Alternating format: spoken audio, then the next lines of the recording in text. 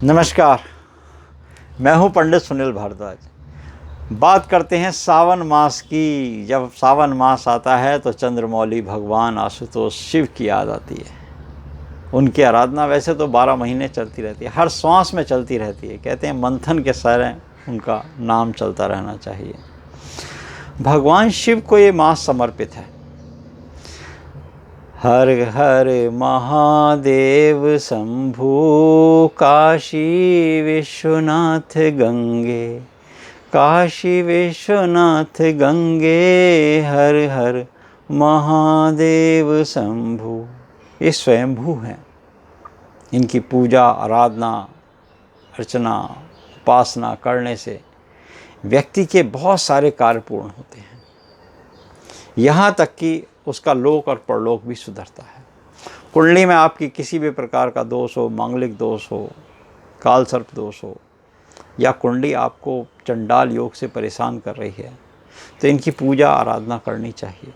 इनकी पूजा उपासना करने से, रुद्राभिषेक करने से, जलाभिषेक करने से व्यक्ति का मृत्युंजय महादेव जो है ना, ये तो उसका अकाल मृत्यु हरना, अकाल मृत्यु का उसको भय नहीं रहता।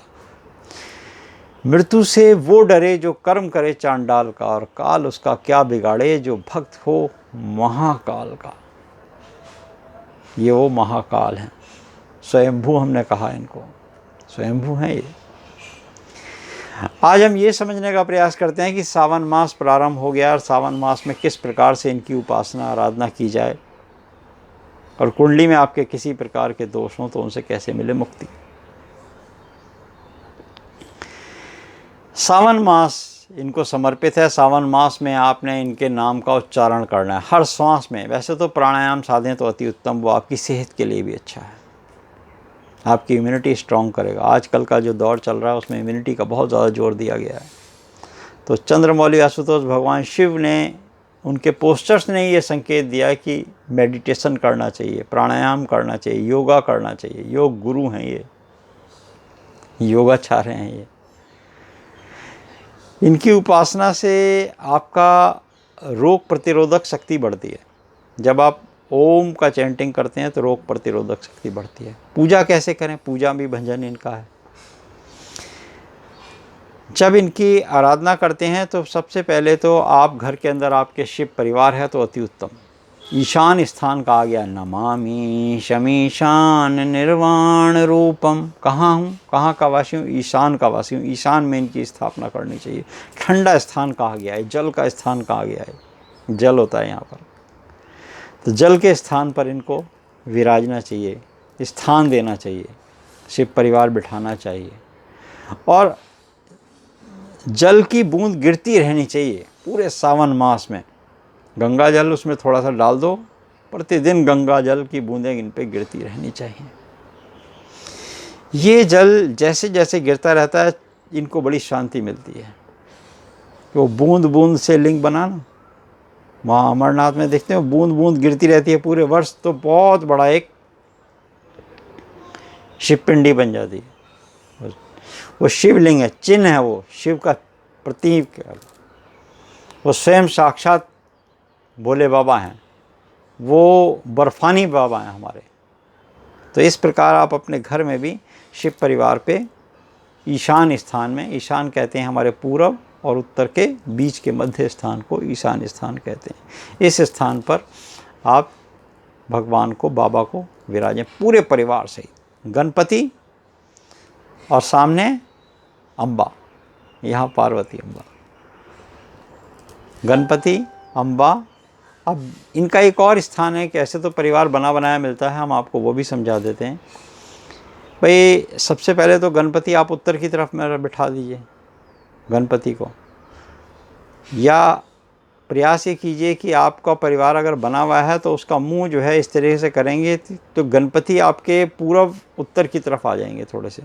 और जो नंदी हैं, नंदी आपके बैठेंगे उनके बगल में, और साथ में अम्बा और स्वामी कार्तिकेय बीच में आ जाएंगे शिव।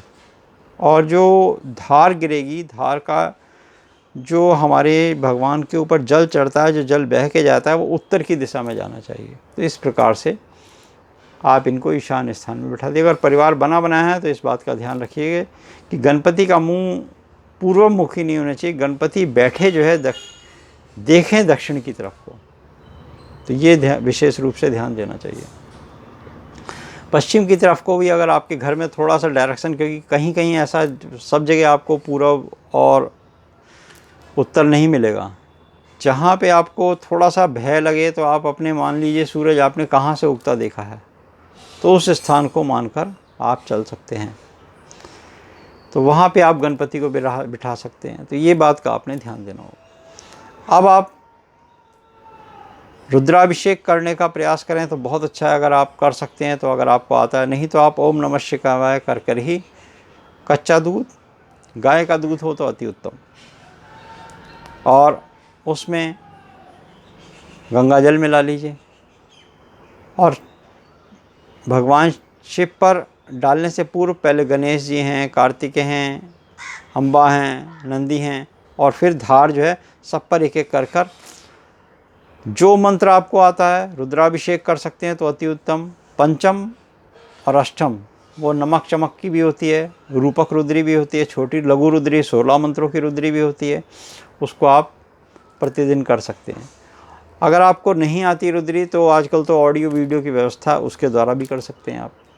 साथ में ओम नमः शिवाय का जाप भी कर सकते हैं। ओम नमः शिवाय, ओम नमः शिवाय, ओम नमः शिवाय। मृत्युंजय महादेव त्राहि मां शरणागतम जन्म मृत्यु जरा रोग पीड़ितम कर्म बंधने।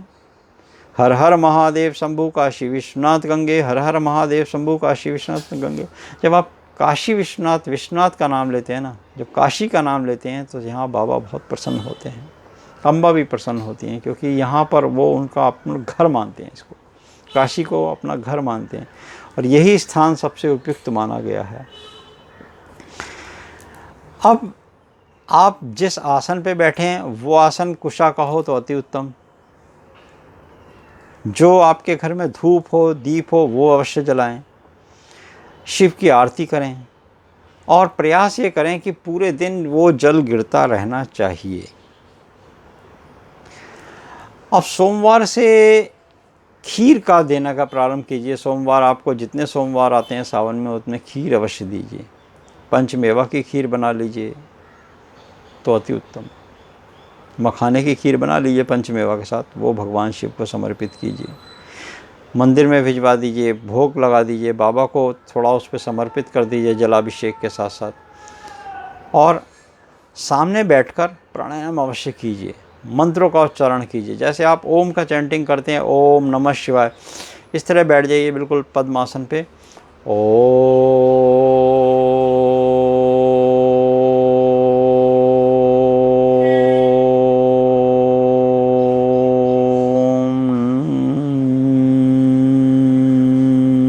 नमः शिवाय, ओम नमः शिवाय, आ उ म और नमः शिवाय, इस तरह से आप मंत्रों का उच्चारण करेंगे। ये आपके भगवान शिव के जो अंतःकरण है ना आपका, वो आपका शुद्ध हो जाएगा। अब ये समझते हैं कि कुंडली में किस प्रकार के दोष होते हैं तो कैसे उनसे मिल सकती है मुक्ति। सिर्फ चंद्रमौली, भावी को मेटने की क्षमता अगर किसी के अंदर है तो वो चंद्रमौली को है। भाई कुंडली में आपकी मांगलिक दोष है तो आप क्या करें। अब मांगलिक दोष है कुंडली में आपकी, वो मंगलवारी व्रत हम आपको कल बताएंगे, वो मंगलवार के दिन किया जाता है। किसी की शादी नहीं हो रही हो तो भी किया जा सकता है, मगर आज हम बात करते हैं सोमवार की। कुंडली में आपकी चंद्रमा पीड़ित है, चंद्रमा आपके लगन भाव में है, चंद्रमा आपका राहु के साथ है, चंद्रमा आपका केतु के साथ है, चंद्रमा आपका शनि के साथ है, चंद्रमा आपका सूर्य के साथ बैठकर अस्त हो गया है कुंडली में, तब क्या करें।